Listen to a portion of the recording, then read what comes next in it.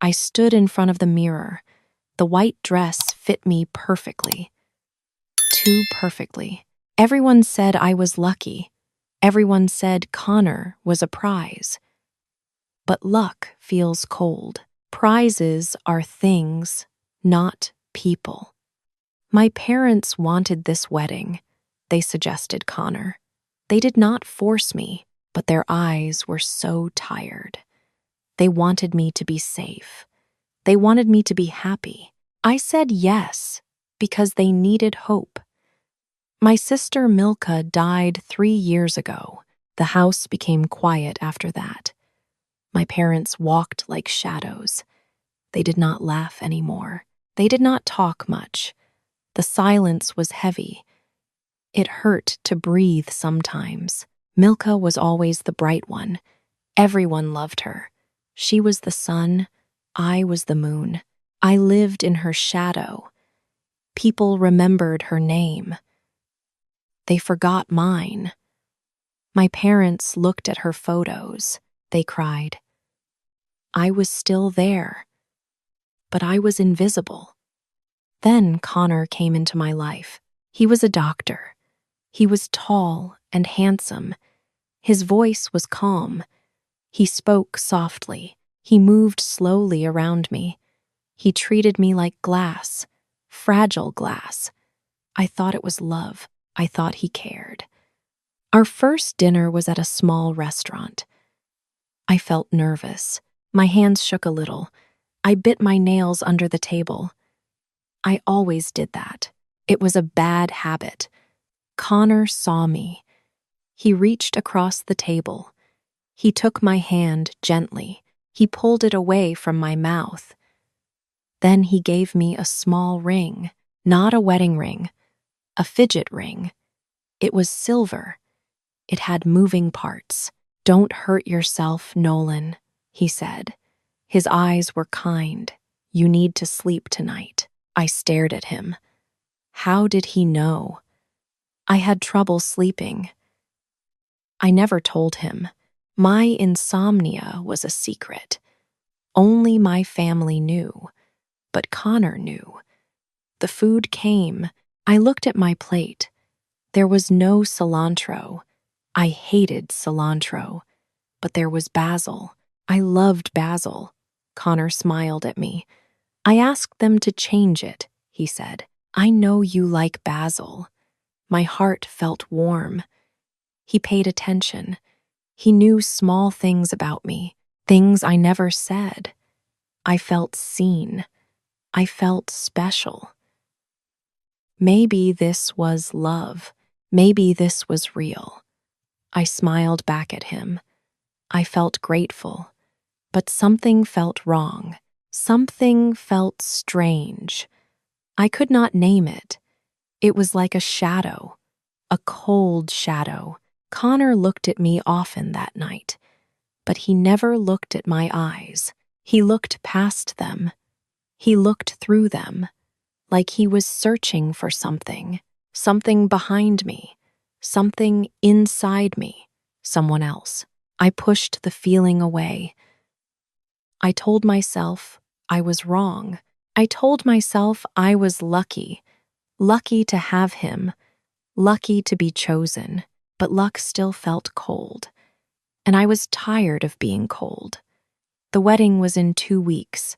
Everything was ready. The dress fit, the flowers were ordered, the guests were invited. Connor was perfect, too perfect. I looked at the ring on my hand. The engagement ring, it was beautiful. It sparkled, but it felt heavy, like a weight, like a chain. I touched my face in the mirror. I looked at my reflection. I saw my dark hair, my pale skin, my tired eyes. I looked like someone. I looked like my sister. People said we were identical. Same face, same body, same voice. Was that why Connor chose me? Did he see me? Or did he see her? Did he love me? Or did he love the ghost inside my skin? I did not know, but I was afraid. Afraid to ask. Afraid to know. The truth might break me. So I stayed quiet. I smiled. I said yes. I wore the dress. I played the part. But at night, alone in my room, I could not sleep. I wore the fidget ring. I moved its parts, round and round, but sleep did not come, and the cold feelings stayed. 2 weeks.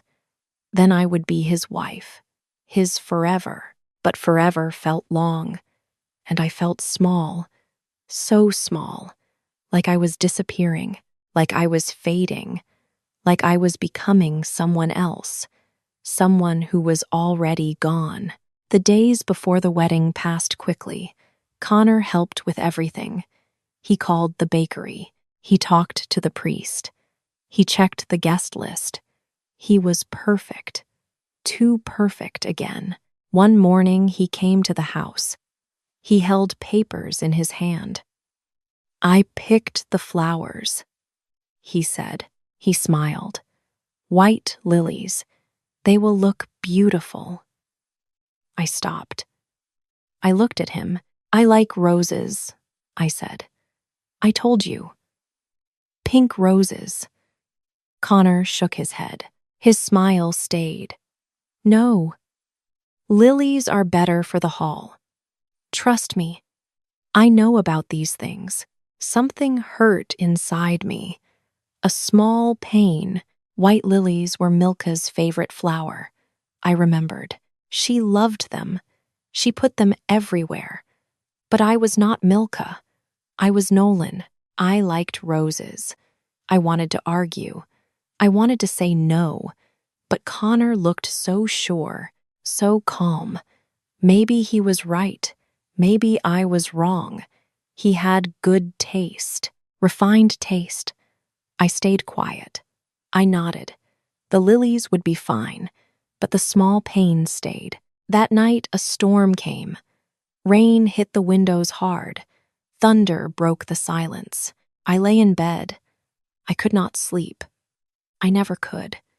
The fidget ring moved in my hand, round and round, but sleep did not come. I got up. I walked through the dark house.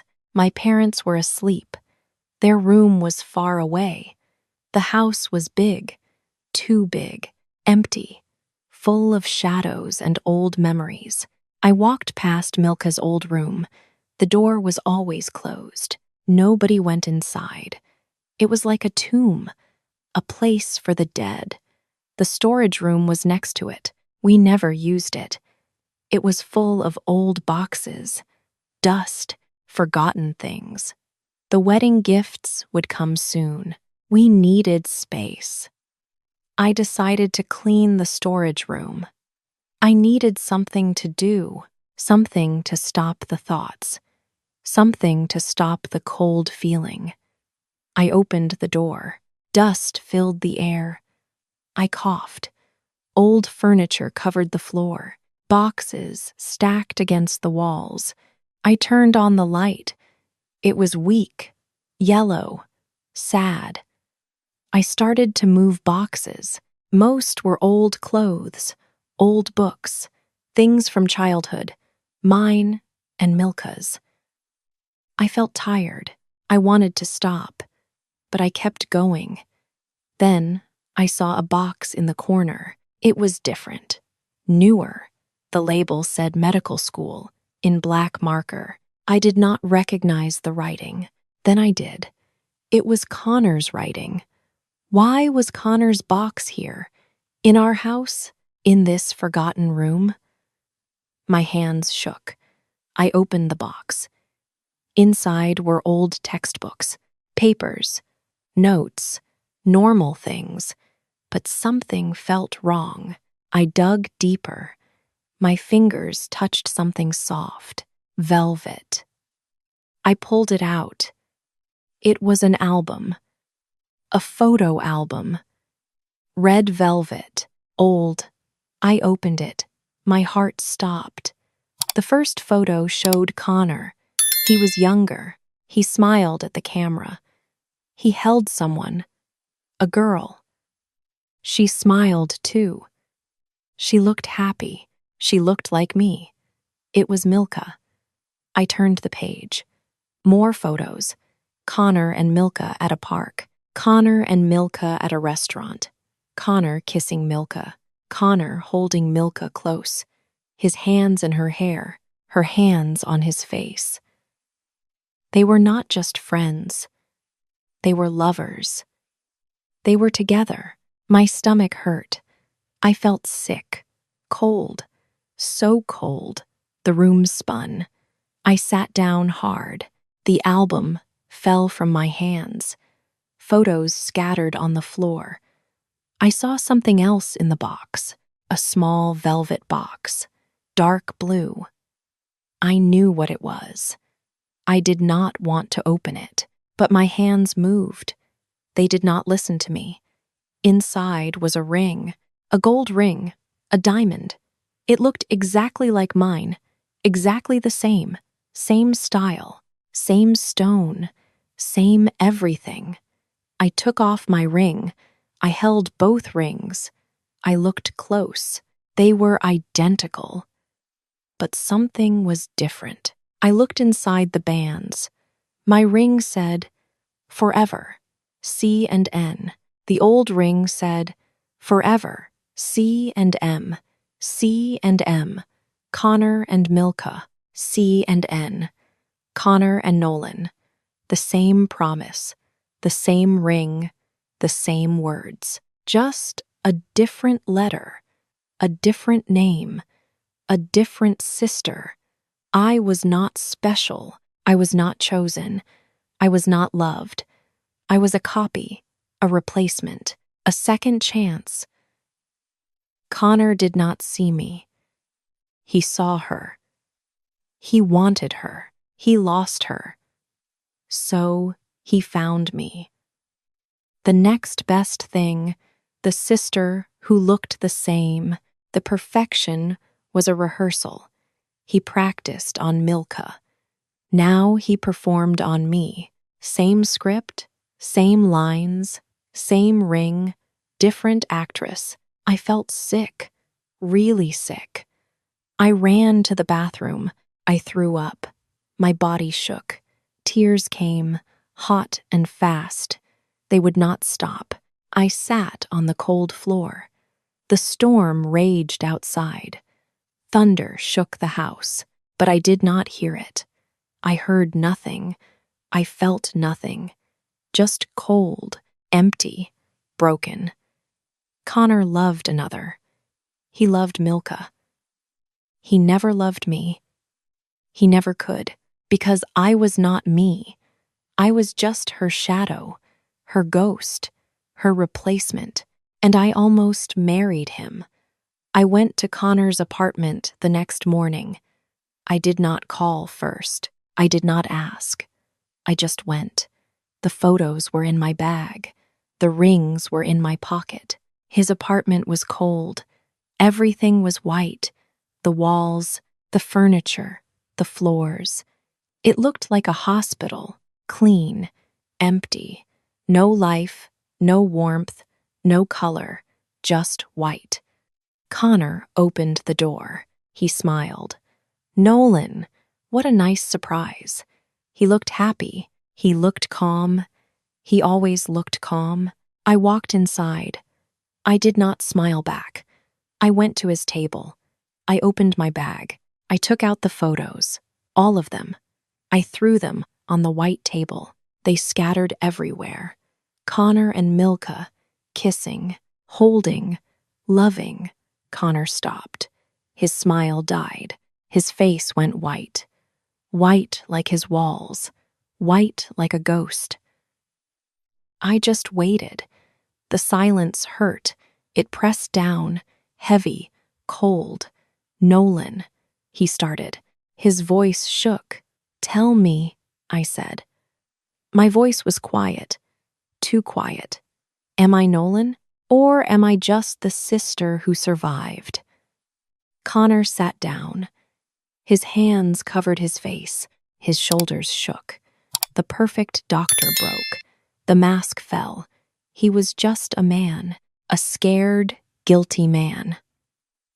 "I'm sorry," he said. His voice was small. "I'm so sorry. Tell me the truth," I said. "All of it." He looked up. His eyes were red, wet. We were together, Milka and I, for 2 years. We were engaged. Secretly, nobody knew. My legs felt weak. I sat down. I needed to sit. The room spun. "She wanted to tell your parents," Connor said. "She was ready. But I was scared. My career, my reputation. The timing was wrong. I said we should wait." She got angry. He stopped. He breathed hard, like running, like drowning.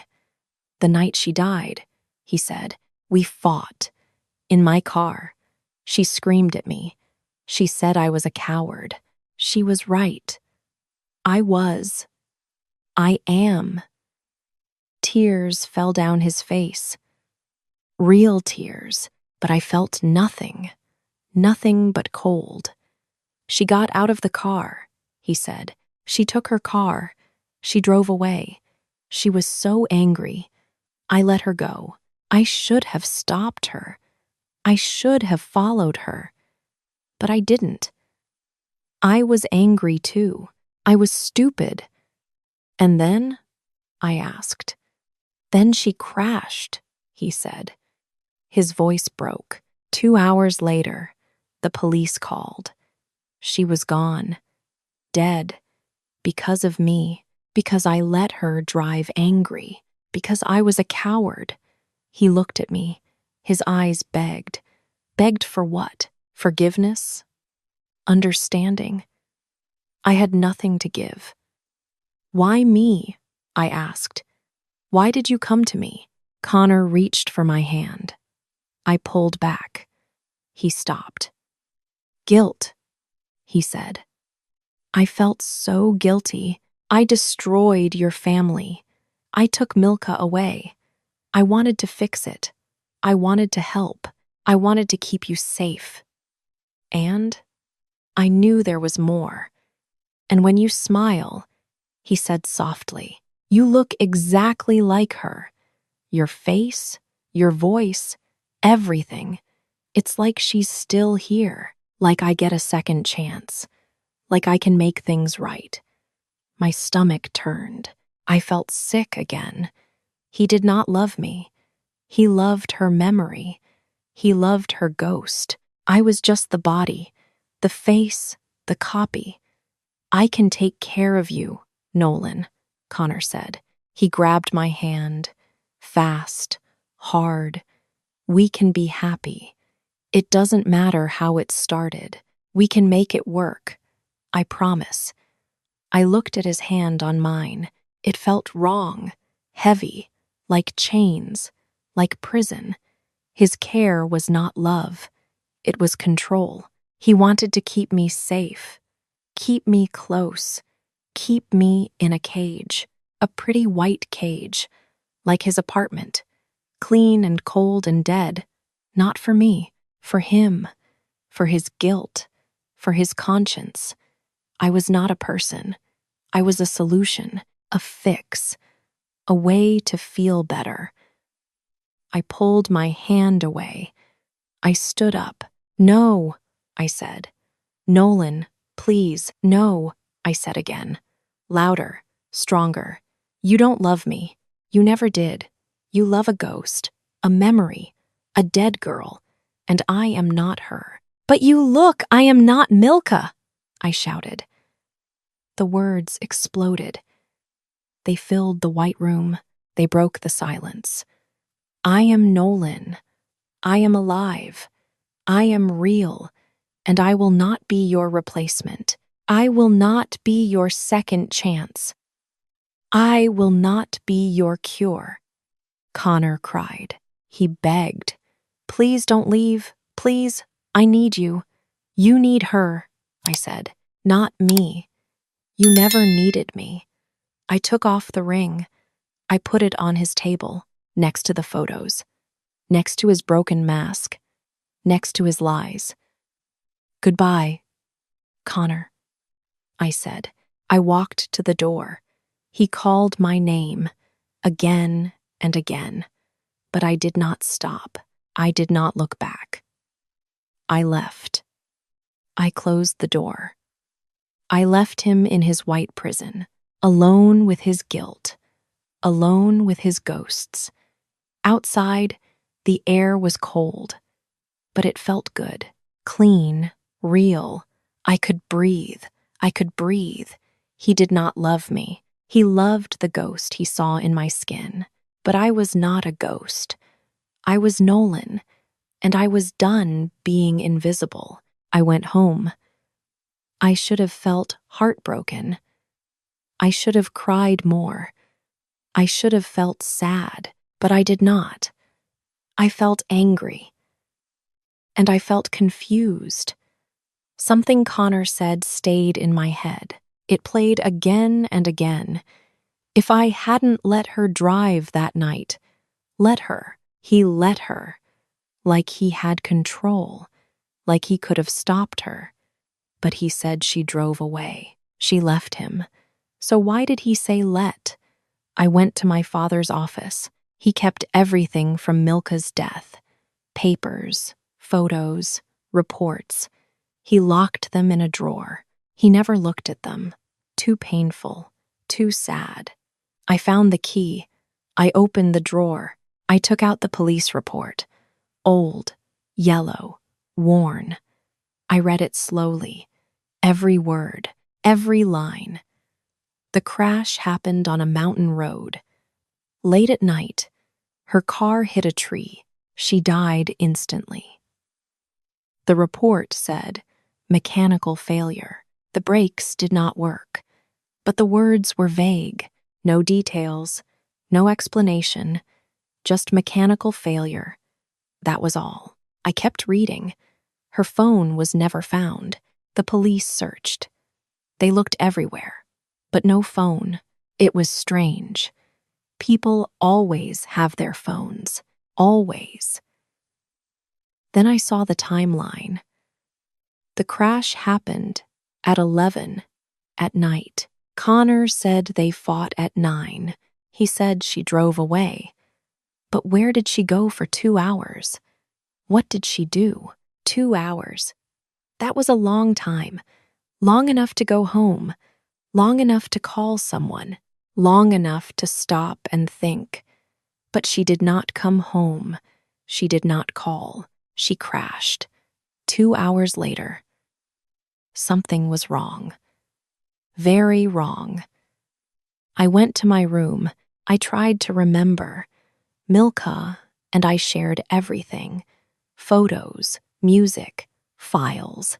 We had a cloud account. We used the same password. Milka always used simple passwords, easy to remember. I opened my laptop. I logged in.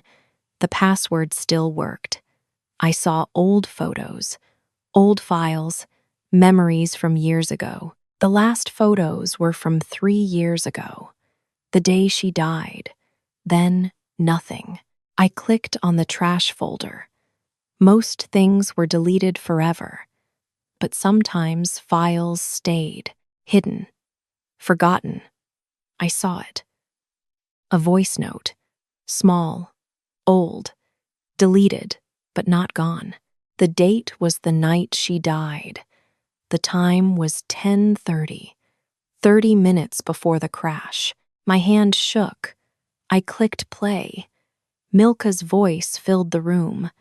My sister's voice. I had not heard it in 3 years. It hurt. It hurt so much. She was crying. Her voice shook. Connor, stop following me, please. You're scaring me. I'm going home.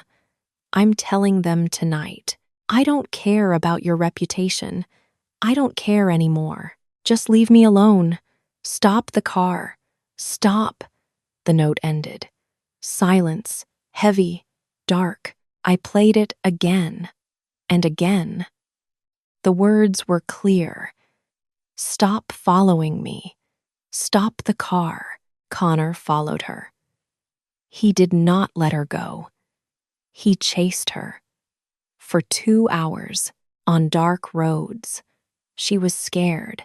She begged him to stop, but he did not. And then she crashed. Mechanical failure. The brakes did not work, but Connor was a doctor. Smart, careful. He knew things.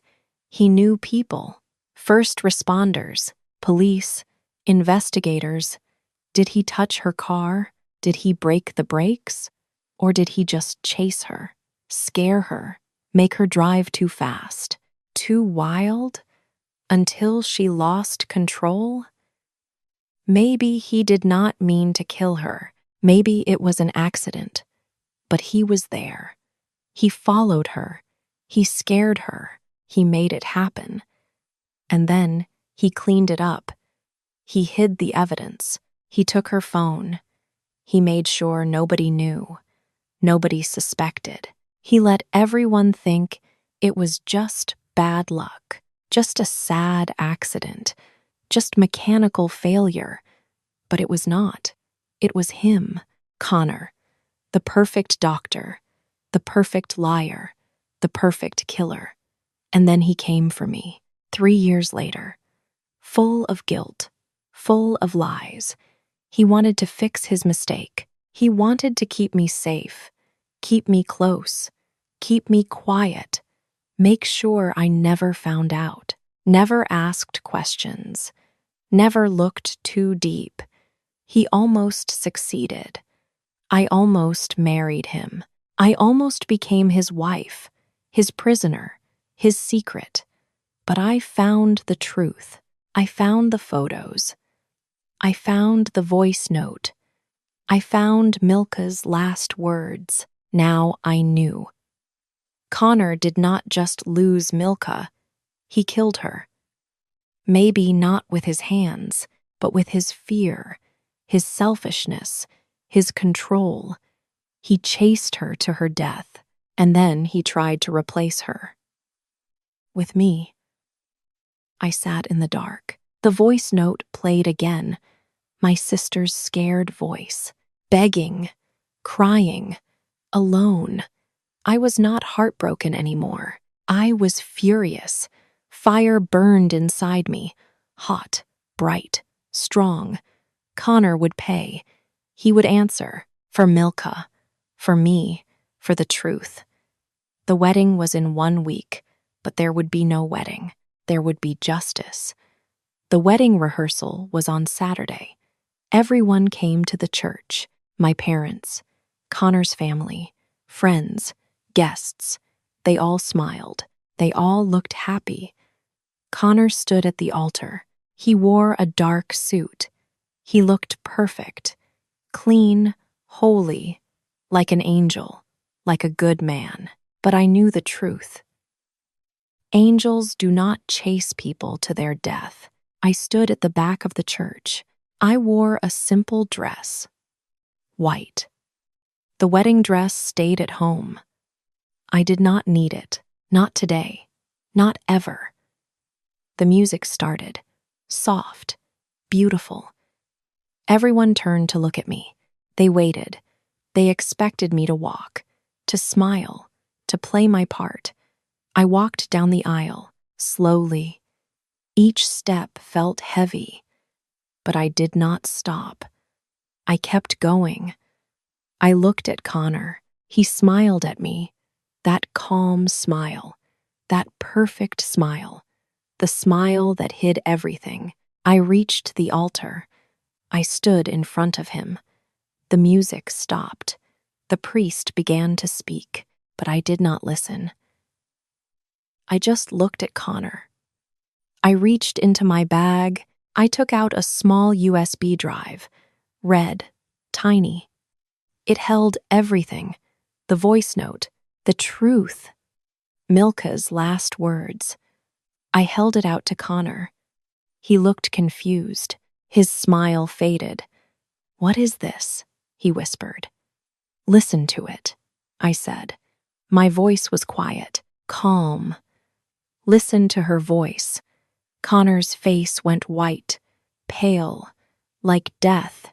He knew what was on it. I know about the 2 hours, Connor, I said, louder now, clear. I know you followed her. I know you chased her. I know what you did. Connor grabbed my arm, hard. His fingers hurt. You're crazy, he whispered fast. Desperate. This is grief. You're not thinking clearly. You need help. I pulled my arm away. I stepped back. I looked at my parents, at his family, at everyone. They all watched, confused, worried, waiting. I am not crazy, I said, loud enough for everyone, and I am not Milka. I will not die for your secrets.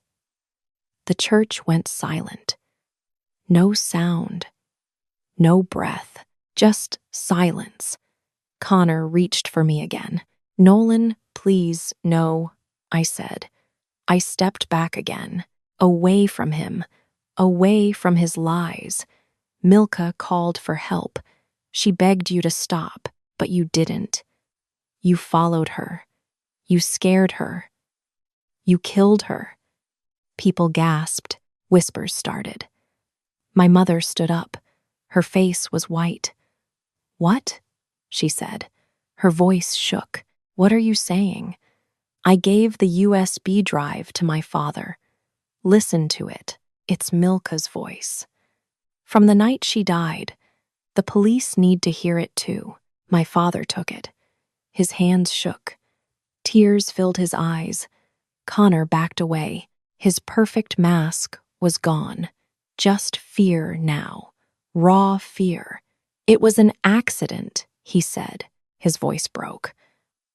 I didn't mean, but you did, I said. You chased her. You broke her. And then you came for me. You wanted to replace her, to fix your guilt, to keep me quiet. But I am not quiet. Not anymore. Connor ran. He pushed past people. He ran out of the church, fast, like a coward. People shouted. Some followed him. Chaos filled the church. My mother came to me. She held me. I'm sorry, she cried. I'm so sorry. We didn't know. We pushed you to him. We almost lost you too. I'm okay, I said. I'm here. I'm alive. The police came later that day. They took the USB drive. They listened to the voice note. They opened the case again. They asked questions.